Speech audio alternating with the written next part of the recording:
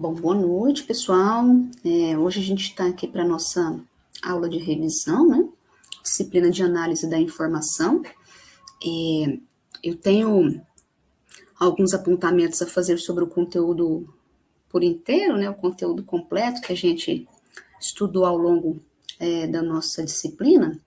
E também trazer alguns exemplos para vocês aqui, porque a gente passa agora a estar aí num período cada vez mais denso em termos de conteúdo, né, à medida que vocês vão avançando com essa e com as outras disciplinas, e a tentativa também, com a fala aqui na nossa análise da informação e com os exemplos trazidos, que vocês consigam trazer aí vínculos com os demais conteúdos em curso também, né.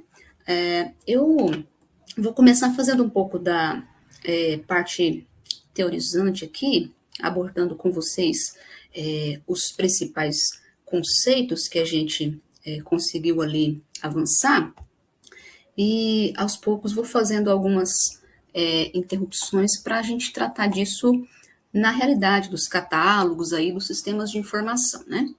Bom, vamos lá, vamos pensar em termos da nossa conjuntura conceitual, da análise da informação, né? Vocês viram aí que no texto base, esse foi um dos primeiros elementos discutidos, né? O texto base ela é uma estrutura fixa, né? Como vocês já sabem, a gente não faz aí grandes edições, e a gente teve um trabalho ali a partir do texto base de tentar compreender por que falar de análise da informação, análise temática, análise documentária, né?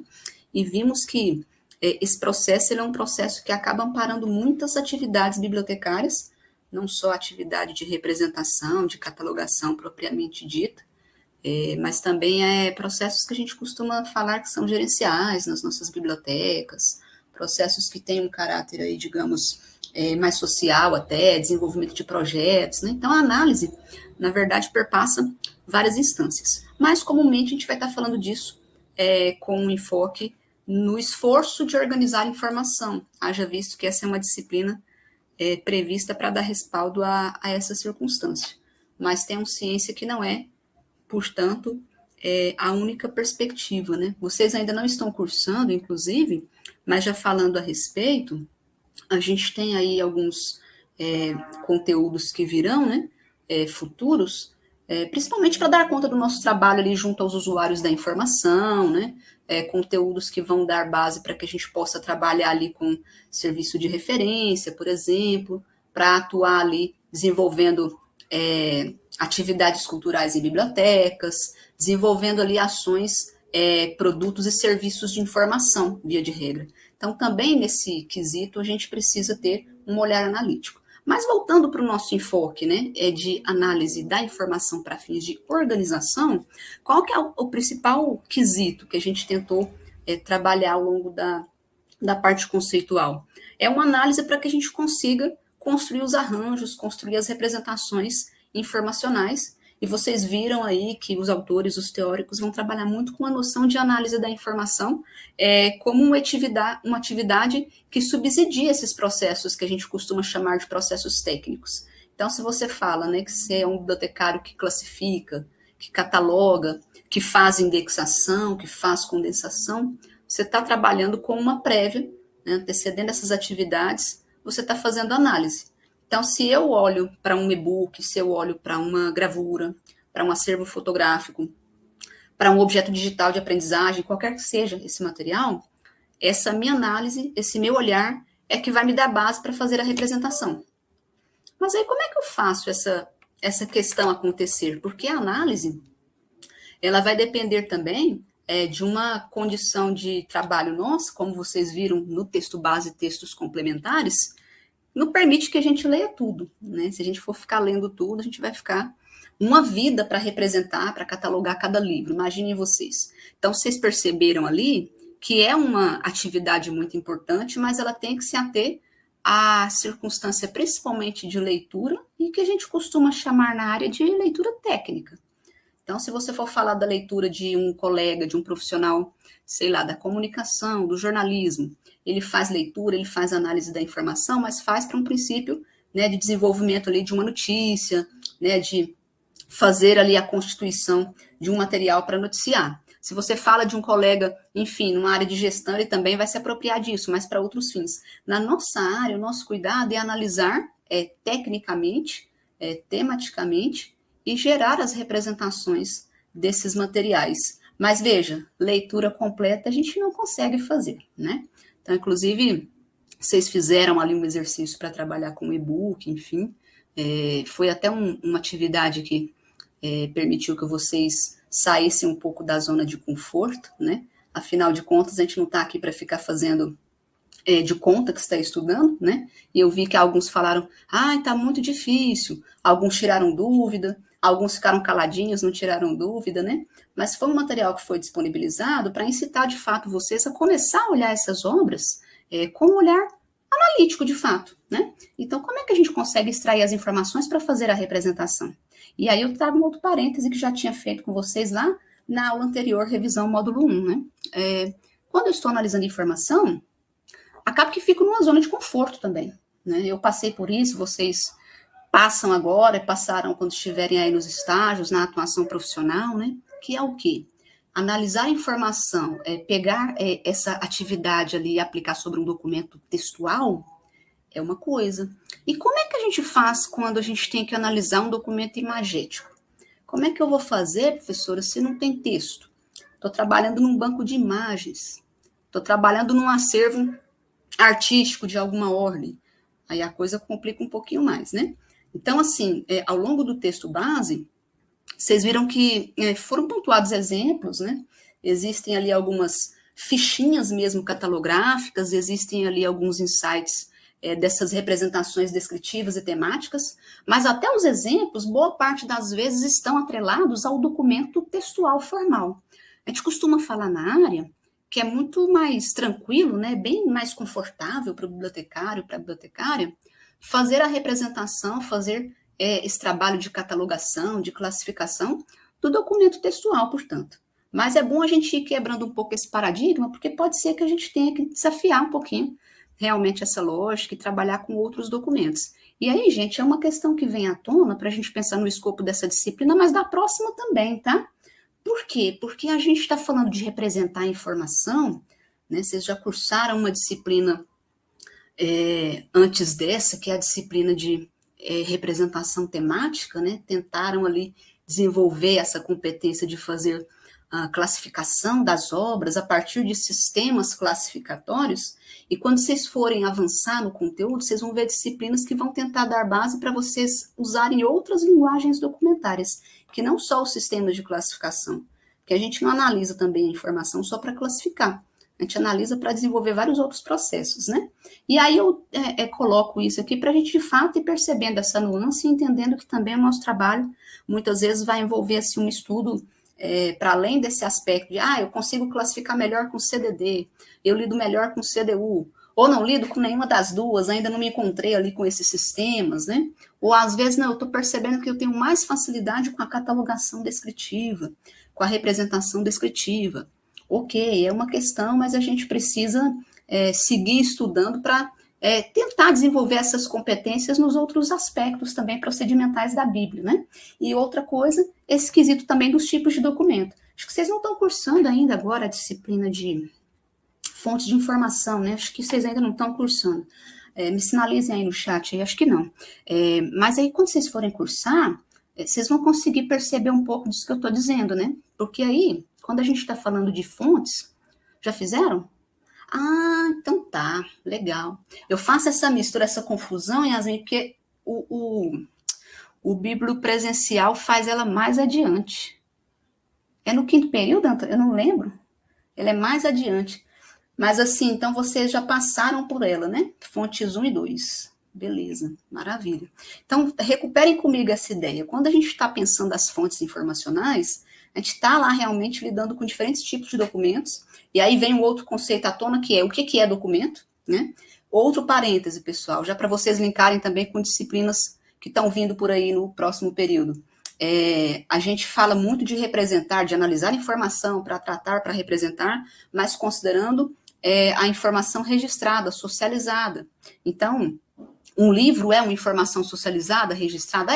Foi publicado, está lá, né? Se eu pego, enfim, um relatório de pesquisa? Também. Um artigo que eu publiquei? Também. É um conjunto de conhecimentos que foi corporificado e publicado num periódico, em alguma estrutura informacional de alguma ordem, né? Então, a gente também costuma falar muito na área de analisar, representar, mas esses documentos objeto de socialização, né? E existem algumas teorias que vêm de encontro aí para dizer para a gente, olha, cuidado, a gente não está falando de informação só aquela registrada, não. Mas isso é um momento para uma conversa futura, tá, pessoal? No semestre que vem ou no outro, né? Isso, quinto, né? Beleza, aí, tá vendo? O EAD é primeiro, aliás, é fontes 1 e 2, né? E o Bíblia Presencial agora está só com uma, que é a cursada no quinto período. Maravilha. E aí, pessoal, voltando então ao conceito e à forma operacional da análise da informação, eu vou ter uma demanda por me entender ali com aquele objeto informacional, né, que está sendo analisado, mas boa parte das vezes, considerando que é um objeto que pode me desafiar a ter que estudar, ter que pesquisar fora, às vezes para entender da natureza dele, às vezes para entender do autor, né? Porque tem obras que às vezes vocês vão pegar e tá claro, explícito, como essa que foi colocada no exercício. Tem capa, tem folha de rosto, você já lê e já tem ali uma condição de extrair várias informações. Mas a gente também tem situações em que isso não vai estar esclarecido, né? Que às vezes não tem ficha catalográfica, tem uma folha de rosto ali, mas não traz as informações detalhadas, enfim. E aí você vai conseguir extrair informações externas para essa análise se completar, né? Isso não foi um aparato aí para nós agora até esse momento, mas comecem a pensar também com essa característica de atuação, porque pode acontecer, né? Tem uma construção assim muito comum, por exemplo, nas obras, nos livros publicados, né? Na área de biblioteconomia a gente vê isso, inclusive. O pessoal fazia ali, as editoras publicavam as obras e quase que todas vinham com índice, né? Hoje em dia, quando você vê um livro com índice, você até assusta, né? Porque realmente está se tornando assim cada vez mais raro, infelizmente. Né? Esse é um dos pontos. Então, a depender da forma como o material foi composto, diagramado, publicado, você não vai conseguir essas informações ali todas, né, descritas no aparato inicial, na capa, na folha de rosto, na orelha da obra, né? Às vezes você vai ter que realmente ir a uma pesquisa, a uma consulta externa. E às vezes isso vai ser demandado de vocês também por conta, por exemplo, de estar pegando material ali que está no outro idioma, que está publicado ali dentro de um construto de conhecimento de uma área que você também não tem muito, digamos assim, aparato para analisar, né?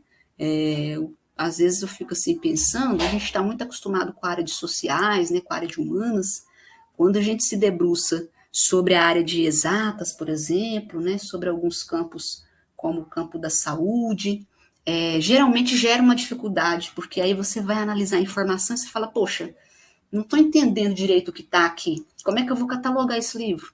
Eu não entendo nada de física. Vim para humanas porque eu não sei fazer conta muito bem, né? Não lido bem com essas informações, por exemplo.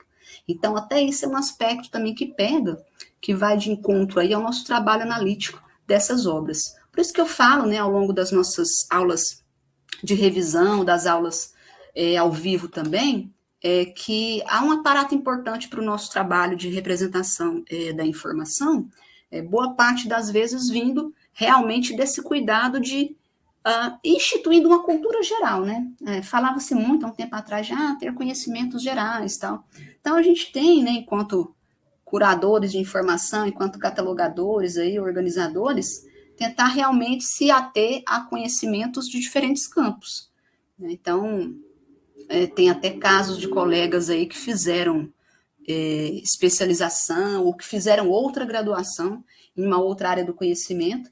Né? A gente vê muito, por exemplo, os colegas bibliotecários jurídicos.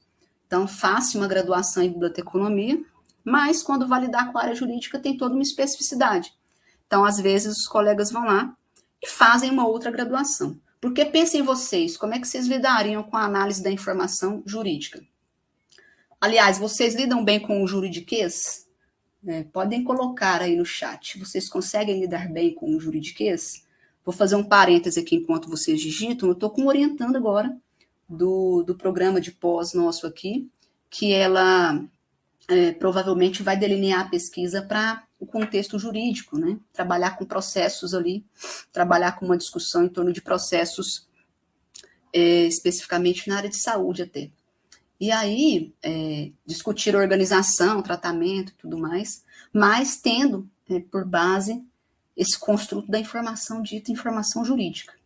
E aí, imagina o quanto isso é desafiador, porque aí estudar a conjuntura bibliotecária organização, tratamento, representação da informação, mas também se debruçar sobre a compreensão de um contexto informacional complexo como o jurídico, né? O pessoal fala muito do juridiquês, né? Às vezes eu pego aí um processo, alguma coisa, né? Uma legislação até para consultar, me perco ali naquele arsenal, em como está estruturado, né? Então, assim, é um ponto também que a gente tem que tentar começar a desenvolver. E acessando as diferentes fontes de informação, exemplo, fontes jurídicas, e mapeando, entendendo como é que elas estão constituídas. Isso já vai ser um ganho imenso para nós, né? Camila, compreendo o básico, Yasmin não, Enilde não, Antônio também não, né? Não muito bem. Eu também, às vezes, me esbarro assim. E aí, pessoal, no caso da informação jurídica, você vai ter todo um construto, uma estrutura que é diferente, e ao analisar informações dessa área, você vai perceber um nível de especificidade muito grande, tá? Depois a gente vai trabalhar esse conceito de forma mais aprofundada. Disciplina seguinte, aliás, já começa assim, a dar um esboço maior a respeito disso. Então, assim, a especificidade da informação jurídica, ela é muito grande. Dificilmente você vai ter sucesso, por exemplo, fazendo a busca da informação em uma base de dados jurídica com termos gerais, com termos ali de caráter mais amplo. Então, é de fato uma necessidade de você especificar a sua linguagem para conseguir acessar aquela informação. Então, se a gente tem esse nível de especificidade na informação jurídica, veja como é que a gente vai conseguir trabalhar com essa informação, nós, analistas dessa informação, que temos a responsabilidade de representar essa informação, né? Então, de algum modo, é um desafio a mais para nós. E aí também uma coisa que eu sempre costumo trazer para a turma do Bíblio presencial, né? Já começo a sinalizar para vocês também, para a gente ir desenvolvendo essa capacidade de se ajudando, né? Então, às vezes, eu não sei dos que estão aqui, se tem alguém que já está fazendo estágio remunerado, se está em algum projeto, né, se está de voluntário em alguma unidade de informação, às vezes já começa a adquirir um pouco desse know-how por ali, e aqueles que ainda não estão, quando começarem, ou de repente vão começar só após formados, às vezes vai ficar um pouquinho travado ali na execução das atividades, dos procedimentos bibliotecários, mas tentar pedir ajuda, a gente não pode ter vergonha de pedir ajuda, não, né? Eu, quando fui para os primeiros estágios, estágio em biblioteca especializada, principalmente, penei muito, sofri muito. Então, também é um ponto, a gente pedir ajuda, a gente recorrer a um colega, né? Tem alguém aí que já atuou nessa área, tem alguém que já desenvolveu esse tipo de projeto, tem um colega que está nesse campo atualmente, então deixa eu trocar uma figurinha com ele, né? E assim, acaba que nos respalda muito. E, obviamente, também para esse esforço que a gente está discutindo, né? Dessas disciplinas iniciais da área de organização, porque, eu vou ser um bibliotecário que vai conseguir ter uma prática ali catalográfica ideal, vou conseguir lidar com metadados, com todos esses níveis, essas nuances lá de um sistema de informação, MARC 21, talvez você vai ter um pouco de dificuldade no início, mas com o tempo você começa a desenvolver essa capacidade, né? Por isso que a prática aí, esse construto também associado, construto teórico associado à navegação nas bases de dados, vai dar muito respaldo para a gente, né? Alguém levantou a mão aqui, acho que é Ludmila? Diga, isso. Ludmila. Professora, eu atuo em biblioteca e a gente passa por um problema lá, que é o seguinte, a gente tem um acervo, só que a gente segue a CDU, certo? E a CDU foi atualizada em 2019. Porém, o acervo é de livros antigos. Então, tem algumas nomenclaturas, alguns números que estão em desuso. E daí, os funcionários dessa biblioteca que eu atuo, eles querem simplificar a catalogação com números gerais. Por exemplo, matemática, 51. Sem dividir em álgebra, sei lá, né? 517.1, sem as outras subdivisões dentro da matemática. Qual é a orientação que uma pessoa que seja formada em biblioteconomia poderia me dar nesse momento? É importante a sua colocação, Ludmila. Eu já passei por isso também. Aliás, eu atuei num local que a gente usava. Na verdade, não tinha nem como fazer a classificação aprofundada, porque a gente nem tinha, tá? E eu vou pegar a carona aqui, o barco do que a Ludmila colocou, para dizer a vocês o seguinte, né? Hoje a gente tem aqui, por exemplo, o sistema CDU, que a gente consegue fazer o cadastro e acessar aqui as tabelas, né? A gente tem também o WebDIL, que nós fizemos os exercícios na disciplina passada, vocês tiveram condição de praticar um pouquinho, mas há alguns anos a gente acabava ficando muito dependente da compra desses sistemas, e obviamente tinha esse quesito que ela colocou, porque às vezes você chegava num local para atuar e eles optavam por usar o sistema muito resumidinho. Então, só para mostrar aqui, lembra que a gente tinha as tabelas, né? Ela mencionou a matemática, aí alguns profissionais falam assim, não se trata de certo e errado, né? Mas vamos ao princípio geral da classificação. A matemática aqui está na classe 5, né, na CDU. Aí o que a Ludmila estava colocando? Você tem condição de fazer a subdivisão, ó, porque a gente tem aqui as partes fundamentais, né, gerais da matemática, no 510, tem, por exemplo, a teoria dos números no 511, se é um livro de álgebra, 512, se é geometria, 514, e assim sucessivamente. Então, o que muda, né? Muda muita coisa? Um pouco sim, por quê? Porque a gente tem aqui a classe geral, que é a 51, a matemática, ou a 510, como queira, mas a gente tem as especificações. E aí, às vezes, a dificuldade maior é porque também não existe uma política regulando isso, né, na unidade de informação. A recomendação para a gente ter realmente uma aderência ao assunto é fazer pela classificação, atendendo a um assunto mais específico. Porque, veja, embora você tenha uma raiz comum do número, a matemática aqui no 51 e o álgebra no 512, o número inicial mesmo, mas é diferente ao mesmo tempo. Né? Um livro geral, matemática, princípios gerais, está lá no 51. Mas se é álgebra, 512. Se é geometria, 514. A geometria até especifica um pouco mais aqui.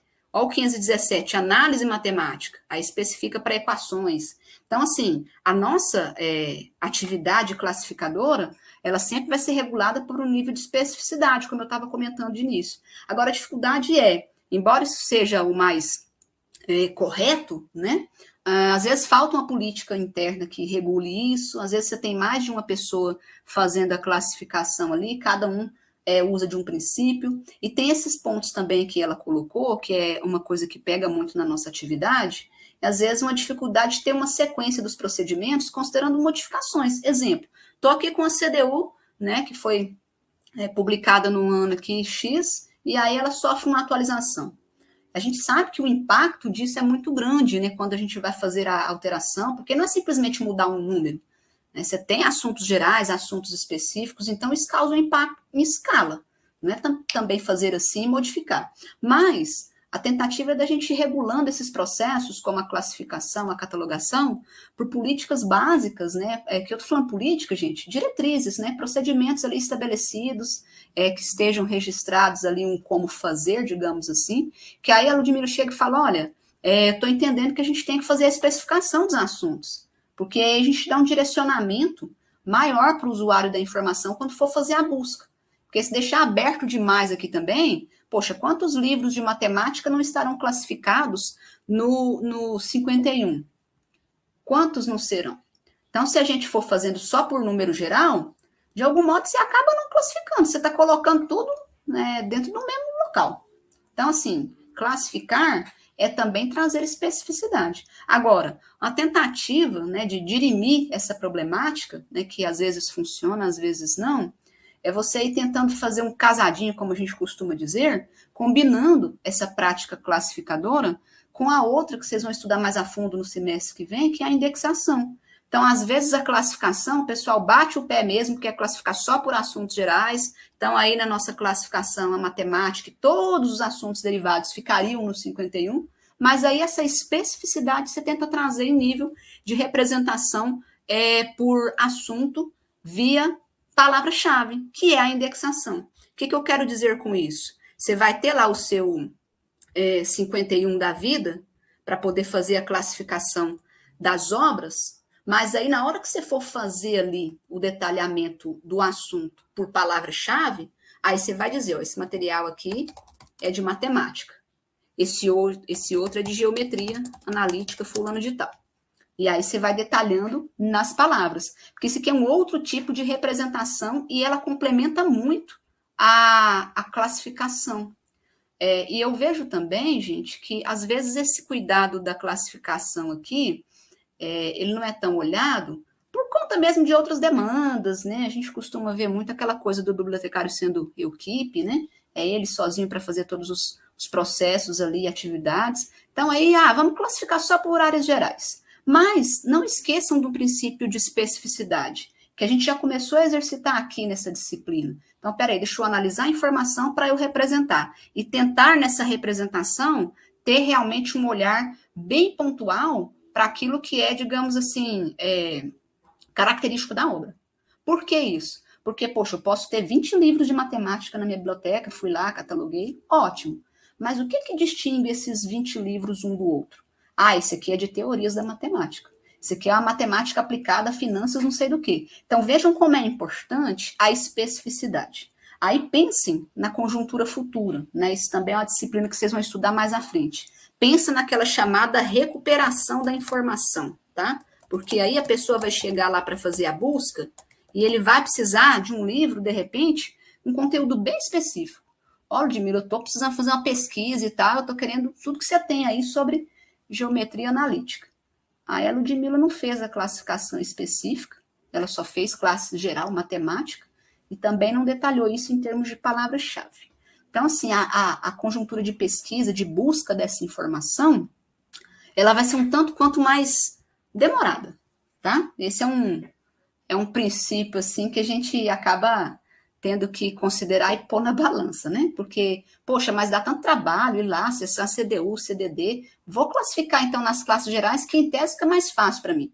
Cuidado com a facilidade, porque vai ficar mais fácil e mais rápido agora, quando você está analisando informação para classificar, que aí você não vai nem passar muito tempo verificando os assuntos em CDD ou CDU, né? Coloca a classe principal e resolve.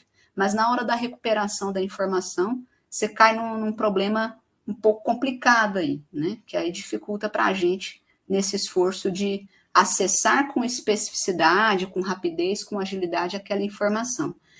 Para ficar fixado também o conceito de especificidade, né? E a gente entendendo isso como um elemento importante para nós classificadores e analistas de informação, pensem vocês na pesquisa do Google ali, quando você vai e digita uma expressão ou um termo muito amplo, né? E aí vai vir bastante coisa ali, muitas vezes nem passando perto do que você almeja.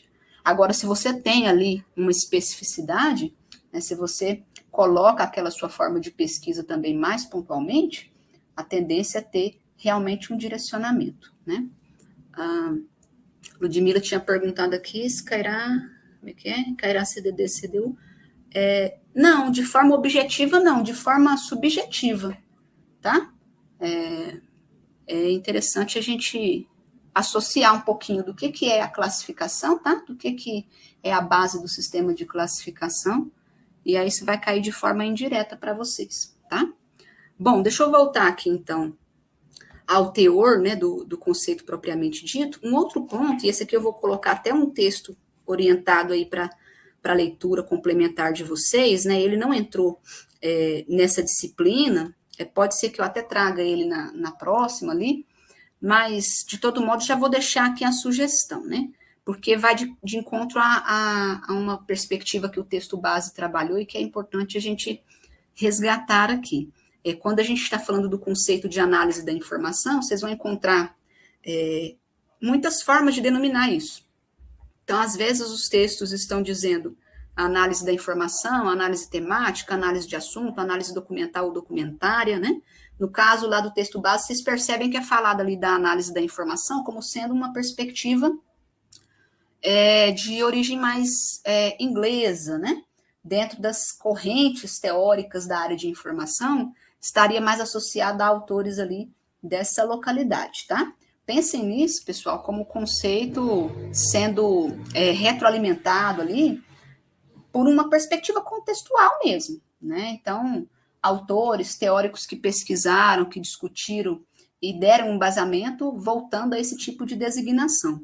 Mas a gente tem, por exemplo, a análise documentária, né? Então, às vezes os textos trazem os dois. Um único texto trata das duas formas de nomeação, análise documentária e análise da informação, e às vezes isso vai aparecer em textos diferentes. Você fala, poxa, eu estou cursando a disciplina com a Laís, que a disciplina chama análise da informação. Aí ela vai e passa um texto para ler que está escrito análise documentária, análise documental. É uma dificuldade, mas também não assustem com isso, tá? Por quê? Porque são formas de designação dessa atividade analítica. E tem a ver com as correntes teóricas que fundaram realmente o conceito. Então, a análise da informação está muito para uma perspectiva inglesa, e essa análise documentária está muito embasada pelos estudos de teóricos franceses, tá? E aí, por que isso acontece no Brasil, professora? Se a gente está no Brasil, por que está acontecendo essas duas designações, ou mais até? Porque a gente tem, ainda assim, o costume de beber muito dessas fontes estrangeiras.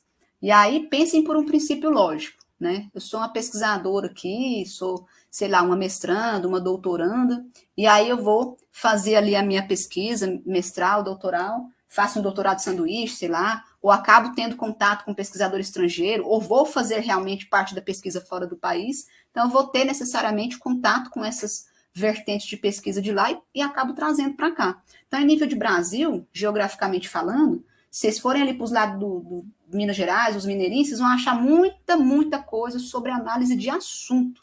Tem até aquele livro que eu mostrei para vocês lá, não está aqui agora, mas aquela capinha que eu mostrei, pedi para vocês darem uma olhada, ver se encontram para comprar. O livro é Análise de Assunto. São dois professores da UFMG. Então, por ali, essa corrente denominada análise de assunto foi muito forte. Agora, se você for aos colegas da USP, por exemplo, daquele entorno ali de pesquisa, de investigação, você vai ver muita coisa nomeada como análise documentária. Então, assim, existiu ali um embriãozinho, assim, relacionado aos estudos da corrente francesa, né, da área de informação, e aí, por conta disso, a gente tem muitos textos, você pegar ali, boa parte, um percentual grande, né, de profissionais, de pesquisadores ali oriundos da USP, que estão, né, que são docentes ali, ou que foram orientados por professores dali, vai haver uma recorrência muito grande sobre análise documentária, tá? Então, não pensem em termos de, tá certo ou errado, ou, você vai analisar isso a partir da corrente teórica que é base, e aí, se por acaso isso for um tema de pesquisa para você, por exemplo, se for algo que vá, digamos assim, ser forte, aí, ser determinante nas suas atividades profissionais, escolha uma corrente teórica e abraça e vai junto com ela, tá? Mas entenda que existe mais de um, é muito normal isso acontecer. E, ao mesmo tempo, né, para além da questão da designação, lá no texto base, em alguns textos complementares aí, principalmente a partir do módulo 2 nosso, vocês viram que a gente tentou falar muito dessa conjuntura analítica a partir da via da leitura, mas para além disso, né, eu sou um sujeito que vou fazer uma leitura técnica para representar a informação, para além disso eu tenho dois movimentos que vêm de encontro à minha atividade profissional, que é o quê? A perspectiva de análise e a perspectiva de tradução. Isso está aqui na nossa disciplina de análise da informação, e isso vai aparecer com mais força na próxima disciplina, porque a gente costuma falar muito disso enquanto instâncias, enquanto etapas do processo de indexação, por exemplo, tá? Que é um conteúdo futuro. Por quê? Porque ao fazer análise da informação, primeiro, eu analiso, eu vou lá, concentro esse meu olhar sobre partes fundamentais de uma obra, tentando extrair as informações que vão permitir representar essa obra. Então, quem que é o autor, qual que é a editora, onde é que foi publicado, qual é a extensão desse material, né? Que tipo de material é também, né? Tipologia do material ali que está sendo representado. É um material textual, né? É um material livro, é um objeto digital, o que que é? Para além disso, tem a instância tradução, que geralmente vai nos dar respaldo no sentido de fazer uma adequação desse trabalho, tá, pessoal? Então, pensem vocês, aí a instância analítica já está mais ou menos resolvida, mas a partir da análise feita, uma espécie de tradução em que eu consigo adequar essa representação. Por quê? Porque, veja, muitas vezes a gente vai incorrer em representações que elas têm problemas ali com a linguagem, justamente a gente não vai conseguir aprofundar nessa disciplina, só consegue aprofundar no semestre que vem. Mas veja, um exemplo, conseguem me dizer aí O que eu quero dizer quando eu falo disso aqui? O que é isso para vocês? Coloquei a palavra aí. O que vem à mente de vocês?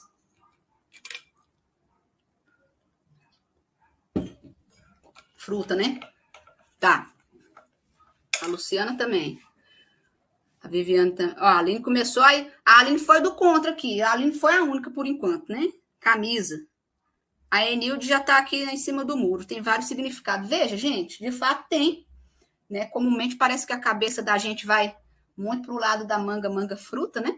Mas sendo um pouco mais contrária a essa percepção ali, mais subversiva como a Aline, pode ser a manga da camisa, né? E tem mais um aqui que passou, cadê que eu me perdi? O Lucas, né? Se for japonês, pode ser quadrinho. Tem o mangá, né, gente? Ainda tem isso, né? Você pôr aqui o acento. E aí, depois, ó, a Enilde colocou até aqui, depende do contexto. De fato. A Ludmilla, manga, cão chupando manga. Ainda tem ditado, ainda tem isso, né? Quer coisa mais complexa, como essa exemplificação que você trouxe, né? Porque essa, como é? Cão chupando manga. Pode ser que seja totalmente contextual, aderente à minha realidade de interpretação aqui, por exemplo, do goianês da vida, né? Eu entendi essa expressão, até uso ela de vez em quando, né? Não sei se algum de vocês que está na sala aqui está em alguma outra localidade do Brasil, se essa expressão também é comum, né? E fora do Brasil, né? Como é que seria? Ou num outro contexto de uma comunidade diferente da nossa aí. Como é que será que o pessoal faria essa interpretação? Então, veja que com um único verbete, a gente fez aqui várias interpretações, e isso aqui é um exemplo clássico, né, do que a gente costuma dizer, que vai nos respaldar na análise da informação e na representação dessa informação, considerando a instância 1 de análise e considerando a instância 2 de tradução. Então, por que eu traduzo? Porque na medida em que eu faço tradução, eu consigo adequar esse termo, tá? Então, no semestre que vem, a gente vai discutir essas questões mais pontuais sobre a linguagem, tentar trabalhar com essa nuance de linguagem natural e linguagem controlada de forma mais aprofundada, e aí vocês vão perceber a relevância disso. Por quê? Porque termos muito polissêmicos, termos que têm ali uma abstração muito grande, termos que também são muito pontuais, né? Às vezes de um domínio, de uma área do conhecimento, também torna difícil. Não é só o termo muito aberto, né? Quer ver um exemplo? Me lembro um tempo atrás que eu estava dodói, né? Você vai lá, você for lá para o domínio da saúde, por exemplo, né? O pessoal vai falar lá dentro de uma discursividade, patologia tal, fulano de tal. Você fala, o que é patologia? De comer ou passar no cabelo? E a gente, meros mortais, fala, doença, tô dodói, tô doente, tô morrendo, tô passando mal. Então, assim, dentro de uma terminologia muito específica também, dificulta. E aí eu puxo, né, diante desses exemplos nossos aqui, para um outro patamar que o texto base acaba trazendo e que também é muito importante para nós, que a gente tem, de fato, uma preocupação, enquanto analistas da informação aí, de tentar olhar, pessoal, para a informação, que é objeto de análise, mas, ao mesmo tempo, da gente tentar buscar subsídios para essa análise, de fato, se concretizar. E aí, na disciplina, está previsto ali, vocês viram no plano de ensino, no nosso sementário, né? Principalmente o olhar sobre diplomática, linguística e sobre lógica, né? Mas isso a gente também não conseguiu aprofundar, né? O texto base dá um desenho geral, eu coloquei alguns itens também para vocês lerem a respeito ali de forma complementar, mas no semestre que vem vocês vão ter uma disciplina de lógica e linguística para ajudar um pouco nisso, né? Por que isso é importante? Porque o pensamento lógico, acabamos de fazer uma inferência aqui, o que é isso? É a manga da camisa? É a manga fruta? É o mangá? O Lucas falou, o que é? Esse tipo de inferência, né, de associação da informação ali, dentro do que ela está trazendo, isso também faz parte de um pensamento, de uma lógica, de uma logicidade. Então, a lógica é um respaldo importante para nós na análise da informação. A linguística, então, nem se fala, o que eu estou fazendo aqui agora? Eu estou me comunicando com vocês, tentando expressar alguns conceitos, algumas noções. O ato comunicativo é todo pautado na linguagem. Pode ser que ela aconteça por uma forma registrada, como vocês estão fazendo no chat, eu estou fazendo. Pode ser que ela seja na perspectiva oralizada, mas, de qualquer modo, estou comunicando aqui. Então, veja, linguística, lógica, são subsídios fundamentais para nós. Então, não pensem vocês que a gente vai conseguir se tornar analista de informação completo, né, experiente, eu vou ser um bom catalogador, vou ter um bom olhar sobre as obras, a análise das obras para catalogação, simplesmente com o entorno bibliotecário. Então, por isso que o texto base prevê esse cuidado de trazer realmente respaldo de áreas que nos complementam, né? Aí até acho que é válido a gente ir pensando de agora até o próximo semestre, né? Tô falando, mas tá quase, né, gente? Nós já entramos nas festas juninas e o próximo semestre tá mais perto do que longe, porque vai começar em agosto, né? Então, fechou agora, junho, a gente tem um períodozinho só para recuperação, né? O Antônio me corrige depois. Aqueles que vão fazer a recuperação lá, que não conseguiram média, recesso, e a gente já começa semestre que vem em agosto, né? Início do mês. Então, semestre que vem, que já está quase aqui a nossa espreita, ele vai nos dar essa condição de olhar para a linguagem, né? Para a linguística, melhor dizendo, vocês vão ter uma disciplina para pautar esses conhecimentos, mas já comecem a pensar nisso aqui. Né? Se eu estou falando que a análise da informação é olhar para a informação, para o registro informacional e tentar descrever aquele objeto, como é que eu descrevo? Eu vou olhar para o livro e dizer, isso aqui é sobre matemática básica. Isso aqui é um material de literatura. Veja, eu estou me baseando, né, num esforço de representação, de análise / representação, a partir da linguística, da linguagem, desses princípios todos de nomeação. Então, por isso que o texto base fala de análise da informação, mas no módulo final vai dizer, tem subsídios para a gente fazer isso. Não damos conta sozinhos, tá? Esse é um dos exemplos claros de que a área de informação ela é interdisciplinar. Aí tem vários parênteses, porque nem sempre a gente consegue, de fato, avançar para essa interdisciplinaridade. Aí eu recomendo a vocês, né, eu não sei como é que vocês conseguiriam fazer isso, né? E também não precisa ser só aqui, de repente você consegue fazer isso externamente. Se vocês conseguirem fazer um curso, fazer aí uma oficina, né, se vincular como aluno ouvinte, nossa, tem uma disciplina interessante, achei lá na Federal da Bahia, achei uma disciplina lá no Paraná, sei lá, dê uma olhada se tiver algo relativo à linguística, à lógica, que vocês possam se aprofundar, porque é muito importante para nós. E a área, embora tenha esse discurso de interdisciplinar e tal, mas ela fica meio fechadinha também, é comum aos campos do conhecimento, mas assim, tá percebendo que aqui o enredo não está avançando, tenta fazer um curso para complementar isso, porque vai aumentar muito esse rol de vocês enquanto analistas de informação, né? Camila estava falando aqui, a Flora Thompson, não vou saber pronunciar não, Camila, Devox, falou em um episódio da rádio novela sobre a dificuldade de traduzir Machado de Assis. Sim, sim. Dentro da análise de informação, pensar no que faz sentido em uma língua ou outra é importante. Exato, é um bom exemplo também, porque a gente acaba se debruçando, Camila, sobre uma outra prerrogativa, né? Pensem em vocês, gente, como olhar para um material de literatura, né? É muito comum, e isso já tinha falado na nossa aula inaugural, eu acho, muito comum a gente ver nos nossos catálogos um livro de literatura, o pessoal coloca lá, literatura brasileira. Foi lá um colega de vocês, um colega bibliotecário, que fez essa catalogação, fez essa representação. Mas, assim, literatura brasileira vai, de fato, representar essa obra por completo, né? Literatura brasileira, mas mais o quê? Quais os outros assuntos? Então, assim, esse patamar é um pouco complicado, a começar por isso aqui, né? Você tem uma complexidade que, às vezes, advém lá de uma tradução, às vezes advém da forma como a obra foi composta. Eu dou sempre um exemplo em sala aí, né, com as outras turmas, que, por exemplo, tem áreas que, às vezes, têm uma forma de composição dos seus materiais, das suas obras, que, por si só, elas acabam dificultando um pouco a leitura, por exemplo, né? Eu não sei como é para vocês. Vocês têm costume de ler livros da área de filosofia, por exemplo? Né? Eu, quando da graduação, a grade curricular que eu fiz aqui na UFG, tinha a disciplina de introdução à filosofia. E foi, assim, uma dificuldade imensa. Né? Você vai aos livros de filosofia, a introdução é mais da metade do livro. Você não sai da introdução nunca, por exemplo, né? Nas áreas de sociais, aí, ciências sociais, algumas outras acabam tendo um princípio parecido. Então, assim, você fica ali, você começa a fazer a leitura da introdução e vai indo. Poxa, eu estou na introdução ainda. Quando é que começa o texto de verdade? Esse é um exemplo só, né? De uma dinâmica, de uma área específica que vai influenciar no quesito analítico nosso para a representação da informação. Mas, mais do que isso, nós também somos leitores, usuários da informação, vai impactar numa dificuldade nossa, muitas vezes, de compreensão de uma obra como essa, né?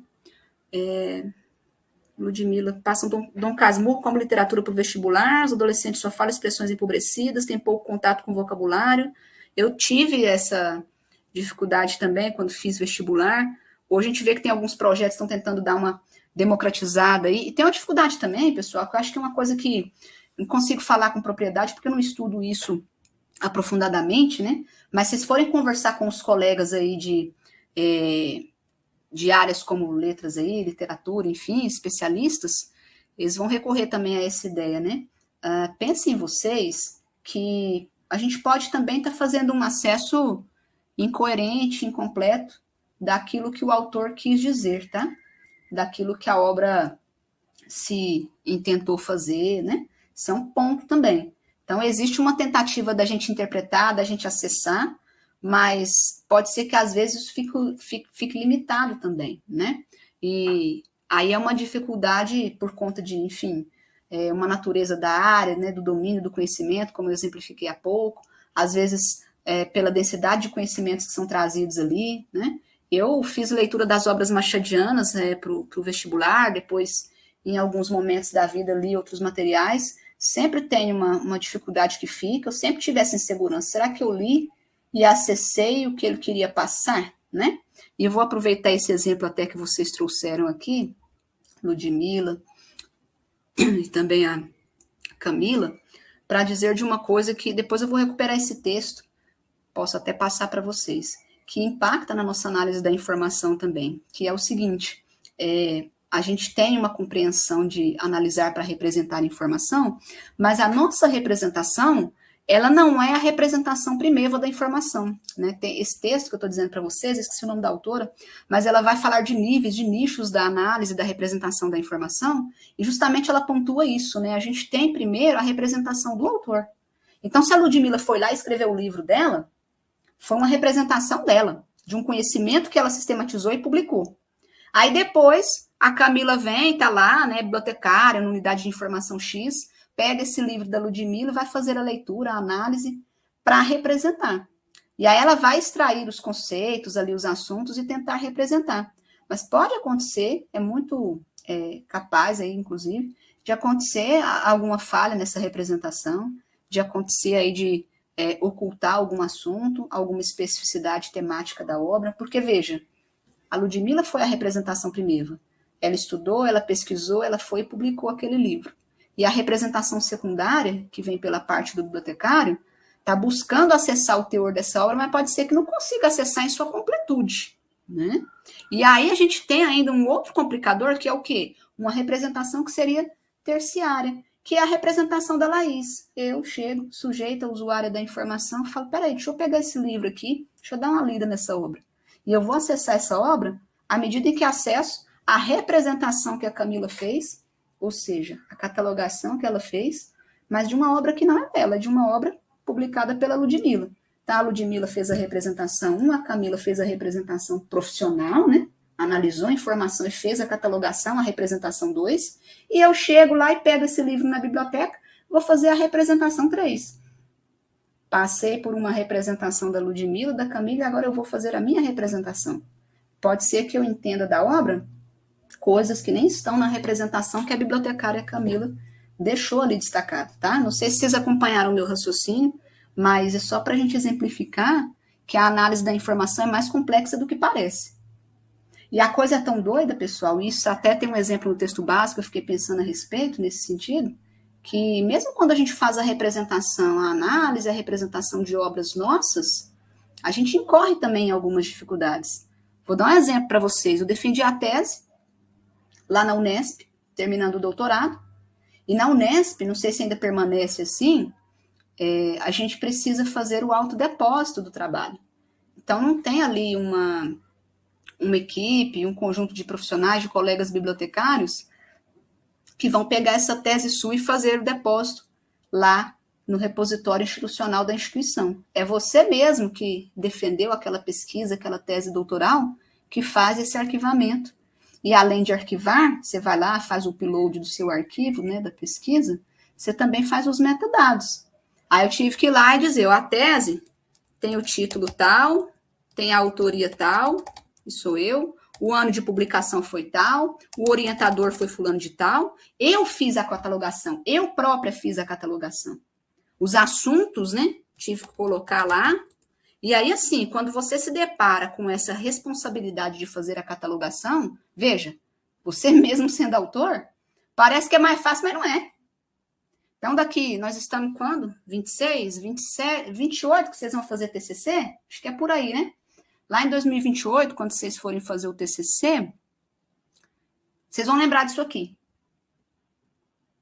Vocês vão fazer a pesquisa de vocês, vai ter lá o TCC, o trabalho de conclusão de curso, vai ser depositado lá, mas vocês vão fazer as representações.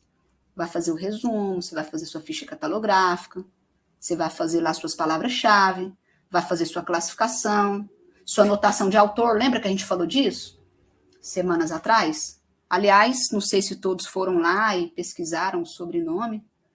Aí vocês já deixam pronto lá a anotação de autor de vocês. Pega o último sobrenome, vê lá o número na tabela FA, na tabela CATRA e faça a anotação de autor de vocês, né? Então, assim, mesmo nessas situações, você olha e fala, poxa, análise da informação vai ser mais tranquilo, né?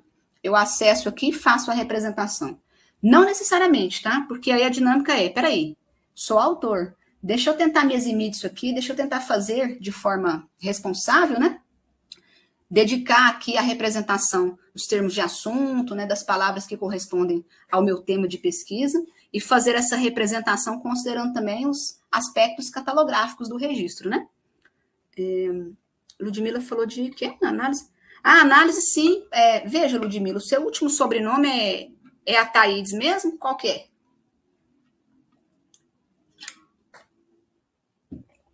A Thaídes, né? Então, depois você acessa lá a tabela de autor, notação de autor, que aí você vai ver o número lá que a gente tem para o Ataídes, né? Que vai ser o seu número aí, vai ser a sua notação de autor, tá? Por quê? Porque a gente faz a classificação, né? Mas a gente, junto da classificação, esse número que vem ali da tabela CDD, da tabela CDU, a gente também tem o quê, pessoal? Também tem a identificação ali, a especificação do autor. E para fazer isso, a gente usa aquela construção lá, obedecendo ao último sobrenome da pessoa, tá?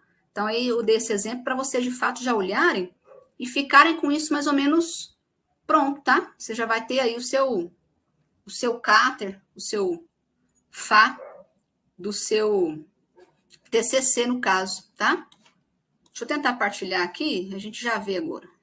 Agora eu fiquei curiosa também. Vamos tentar ver se a gente consegue acessar. Vamos ver especificamente aqui o da Ludmila. Pessoal, aqui é a tabela CATER, né? Vocês têm lá, tá na sala, estava na disciplina passada e tá nessa também, né? Então, aqui é a tabela CATER, a gente tem uma lista aqui das iniciais, na verdade, né? De alguns sobrenomes. Aí, tá vendo que tá por letrinha A, B, C, né? Então, vamos tentar aqui. Vamos aqui na letra A, vamos ver se a gente encontra o sobrenome aí, se tem um número exato ou próximo, né? Vamos ver aqui.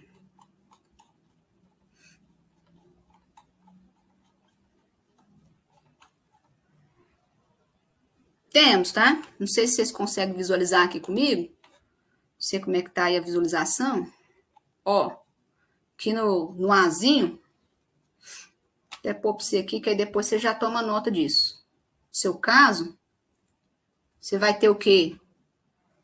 Você vai ter isso aqui, ó. Né? Então, o da Ludmila aqui, ó. Veja que o número dela é o 862, tá? Você não tem o Ataídes completo, mas você tem o aproximado. Então, assim, para não dizer que não se tem nada do seu TCC, Ludmila, você já tem o CATER, tá? Você já tem a anotação de autor em CATER, que aí é a sua inicial, o Azinho do seu último sobrenome, e o número é o quê? É o 862, tá? Então, aí, depois o que vai mudar é que no A862 você vai acrescentar aí a primeira letra do título. sei lá, o meu TCC, minha pesquisa é sobre biblioteca escolar. Qual que é a inicial do título? B. Aí você coloca o Bzinho junto, tá? Mas metade do seu cater já está pronto. Agora é só escrever o TCC. Aí, fazendo uma retomada aqui das noções de análise da informação, falamos então do conceito, falamos dessa noção de que a gente faz um processo analítico acontecer para dar conta da representação da informação. Não podemos esquecer que a gente está trabalhando com uma circunstância de análise e tradução nesse entorno, e mais do que isso, que a gente está falando também de subsídios, como eu mencionei, temos a linguística, temos a terminologia, temos a diplomática, temos várias frentes, mas pontualmente pensem principalmente na linguística, pensem também na lógica, né? Porque são conhecimentos externos que nos amparam na representação da informação. Então, assim, estou analisando, entendi os assuntos da obra, como é que eu faço a representação? Como é que eu catalogo agora? Como é que eu vou fazer aqui a identificação do assunto? Esse meu trabalho vai acontecer à medida que eu conseguir, de fato, buscar suporte em áreas correlatas como essas. Para fazer a identificação do assunto, por exemplo, eu tenho que recorrer à linguística. Para fazer esse aparato de trabalho aqui, de esforço analítico da informação, eu tenho que pensar muito com a circunstância lógica. Então, em respaldo à análise da informação, a gente tem áreas como essas que vão nos dar um contributo importante, né? E, obviamente, também, isso é uma coisa que fica para nós, assim, nessa disciplina, mas para a gente aprofundar na próxima, não esqueçam do quesito da linguagem, tá? Muita atenção nisso, tá bom? No sábado, lá, a hora que vocês forem fazer a provinha. A gente está fazendo análise da informação e a gente tem tipos de linguagem. Vocês viram lá no texto base. Gente, a linguagem natural, essa linguagem aqui, ó, tete a tete, a linguagem do discurso comum. Vejam os exemplos no livro base. Então, a linguagem que é polissêmica, que é ambígua, que ela é aberta, ela costuma ser dita na área de informação como linguagem natural. Vocês viram lá a siglazinha, né? LN. Essa linguagem do discurso comum. Agora, se a biblioteconomia desenvolve ali alguns métodos para representar a informação de forma mais controlada, aí já é aquela outra lá que a gente costuma chamar de quê? De LC, linguagem controlada. Alguns autores vão chamar de LD, linguagem documentária. O que muda, professora? Por que uma é natural e a outra é artificial? O que muda? Muda tudo, né? Por quê? Porque a linguagem natural é essa que a gente fala aqui. Eu estou conversando com vocês e falo, não sei o que tal, manga. Manga? De que manga que a Laís está falando? É a da camisa, é a fruta? Cadê a regulação de linguagem?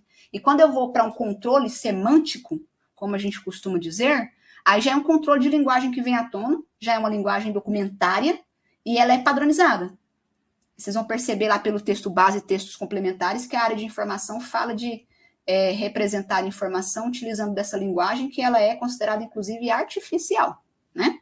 Então, assim, lembrem que ao trabalhar com essa conjuntura de análise da informação, vocês vão lidar com linguagem, pode ser que vocês entrem em contato com linguagem natural, pode ser que vocês entrem em contato com a linguagem controlada, a dita linguagem artificial, tá? E aí, especificamente, vocês vão perceber isso em estruturas terminológicas. Vou até mostrar uma para vocês aqui, para vocês começarem a queimar os fusíveis com isso, mas isso vai ser aprofundado semestre que vem. Pessoal, esse aqui é um tesauro, tá? Não sei se vocês já ouviram falar aí, né? A gente às vezes dá como exemplo, mas não aprofunda tanto. Mas esse aqui é um tesauro, né? Esse aqui é uma lista vocabular de termos. Esse aqui é um tesauro de patrimônio cultural, tá? Foi estruturado para museus. Vejam aí. Isso aqui é uma linguagem artificial, pessoal. Isso aqui é uma linguagem criada por quem? Por vocês, tá? Os bibliotecários criam essas linguagens aqui a fim de fazer representação de forma padronizada. Então, estou analisando informação para fazer a representação, fazer a catalogação, a classificação, mas eu tenho condições de fazer isso de forma padronizada. Isso aqui é um dos exemplos. Deixa eu mostrar aqui uma partezinha para vocês, ó. Veja que isso aqui é uma lista de termos, tá? O tesauro nada mais é que uma lista de termos. E aí ele vai trazendo as definições. Veja só a extensão disso aqui. Gente, o que é uma argola? Tá lá no museu, você está fazendo a representação, a análise para a representação da informação dos objetos dessa coleção museal. Aí você tem um termo como esse aqui, argola. O que é uma argola? Esse tesauro, esse vocabulário de termos, vai dizer o termo argola designa um objeto de forma circular, vazio no meio, geralmente metálico, com que se prende ou puxa algo. E aí ele vai delineando outros termos associados à argola. Exemplo esse aqui, ó, TG, que é termo geral. Argola é um termo que tem como termo geral amostras e fragmentos. E tem como termos associados, TAzinho aqui, ó, elo de corrente e golilha. Isso aqui é até um trava-língua. Agora abaixo a gente tem um outro termo, que é argola de guardanapo. Então veja que esse vocabulário controlado, ele é artificial. Ele traz o termo, ele traz outros termos vinculados e vai explicando do uso desses termos, né? Olha aqui, gente, aqui embaixo. Arma branca. Arma feita de metal que causa danos, tal, né? Termo específico, né? Olha aqui os tipos de arma branca. Alguns eu conheço, alguns eu nunca ouvi falar. Arpão, espada, né? Espada é uma arma branca. Estilete, faca, lança. Então, eu tenho um termo, arma branca. Um termo grandão, geral. E tem um termo específico, ou mais de um, que são os tipos de arma branca que estão aqui, né? Então, peraí, professora, como é que eu uso isso? Isso vai me servir para quê? Isso vai ser fundamental para o seu processo de análise da informação. Por quê? Porque aqui você tem um construto de linguagem que trabalha com regulação semântica e evita que a gente fique trabalhando com o tratamento da informação de forma despadronizada, tá? Outro exemplo, pessoal, ou outros exemplos, são os que a gente já começou a se debruçar ali no semestre passado. Aliás, na disciplina passada, né? Ainda nesse semestre. CDU também é uma linguagem estruturada, padronizada. A diferença é que aquele que eu mostrei agora, pessoal, é o quê? É um tesauro, tá? Isso aqui é uma estrutura de tesauro. Então, são termos, ó. Aqui você tem termos que vão te ajudar a regular essa informação que precisa ser tratada, né? Agora, aqui não. Aqui, além dos termos, eu tenho números. Então, muda um pouco a natureza dessas linguagens, certo? Mas o princípio de uso é o mesmo. Aquele tesauro eu uso para fazer a representação de assunto e essa aqui, ó, CDU da vida também. Só que no caso da CDU, vocês viram pelos primeiros exercícios lá da disciplina passada, que a gente não vai usar o termo, a gente vai usar o número. Então, se eu tenho um livro de astronomia, pessoal, ó a astronomia aqui, ó, o assunto astronomia. Como é que eu classifico a astronomia? O livro que chegou na minha biblioteca de astronomia vai ser classificado no 52, tá? Que é o número da CDU, para classificar o assunto astronomia. E a mesma coisa, o exemplo que a gente tem com o dia e da vida. Também é uma linguagem, né? Vocês viram aqui que a gente tem as tabelas, os assuntos gerais, assuntos específicos, né? E a partir disso aqui a gente consegue classificar os livros, considerando também esses assuntos que estão postos aqui, os assuntos gerais ou os assuntos específicos deles derivados, tá bom? Então, todos são linguagens artificiais, terminológicas, que são construídas para favorecer o nosso trabalho aí de análise e de representação da informação, tá bom? Lembrem disso no sábado. Lucas perguntou se tem acesso à tabela. Tabela é o tesauro. Vou até colocar o link do tesauro aqui, Lucas. A tabelinha, essa edição que eu usei aqui, é a mesma que está lá na sala, tá? No ambiente da disciplina. É a mesma edição, a tabela Cater. E esse linkzinho que eu inseri aqui agora, pessoal, é o linkzinho para vocês acessarem aquele tesauro, aquele vocabulário que eu mostrei agora há pouco, tá bom? Aí, só para explicar melhor, né, aproveitando esses minutos finais, a gente fez um apanhado geral dos conceitos aí da disciplina, enfim, e aí a expectativa é que vocês consigam associar esses conceitos para a provinha de sábado, tá?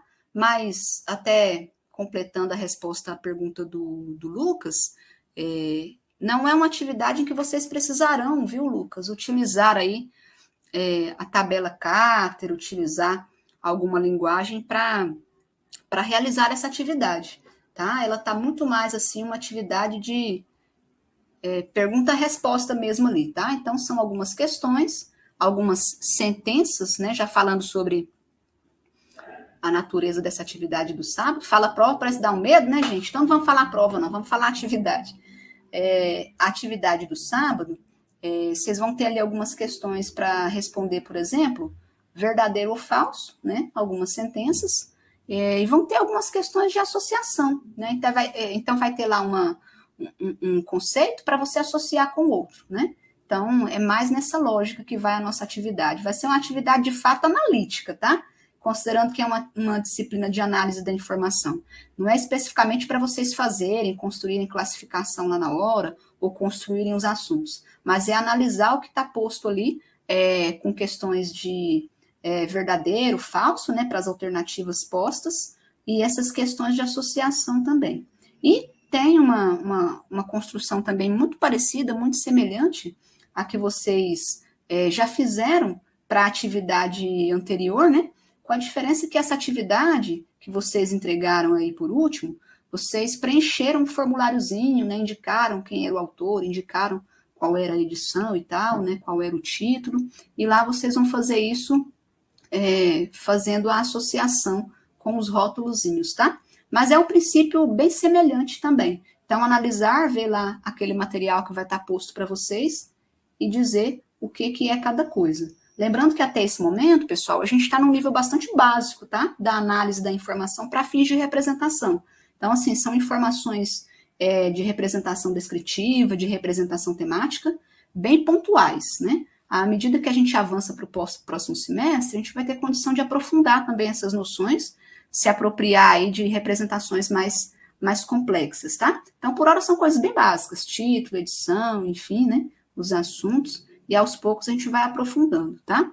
Eu coloquei o linkzinho aqui para vocês do Tesauro, vocês aproveitem para dar uma vasculhada ali, para entender um pouco da estrutura, e deem uma olhadinha depois também, pessoal, nesse link que eu inseri aí, para vocês perceberem, né, dentro dessa conjuntura teórica, desse texto aí do professor Guimarães, esse quesito que eu mencionei mais no início, né, que no caso da análise da informação, análise documentária, análise de assunto, são correntes teóricas diferentes, né, que a gente tem no nosso campo. Então, esse texto dele ajuda muito a explicar essa natureza das correntes teóricas, né. Bom, basicamente é isso, tá, pessoal? A gente vai estar lá acompanhando vocês, então, no sábado, né, na atividade, e não sei, acho que se eu não estou enganada, acho que vai, pelo menos para mim, vai ser a primeira ocasião de encontrar vocês aí, de fato, presencialmente, né, porque a gente ainda não teve esse contato, né. Então, desejo a vocês bons estudos até lá, deem uma olhadinha aí no texto base, podem rever também essa aula gravada, tá?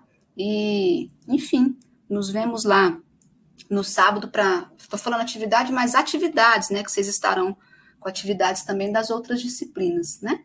E aí, a gente se encontra lá, então, para esse momento aí das atividades desse semestre 3, né, gente? Olha como o tempo passa, tá bom? Acho que é isso, né? Obrigada a vocês que conseguiram aí acompanhar de forma síncrona, tá? Agradecer também a Antônio pelo suporte, Elisa aqui na tutoria, e a gente se encontra no sábado, então, para fechar esse ciclo dessa disciplina com a atividade, tá bom? Boa noite a vocês e até o sábado, gente.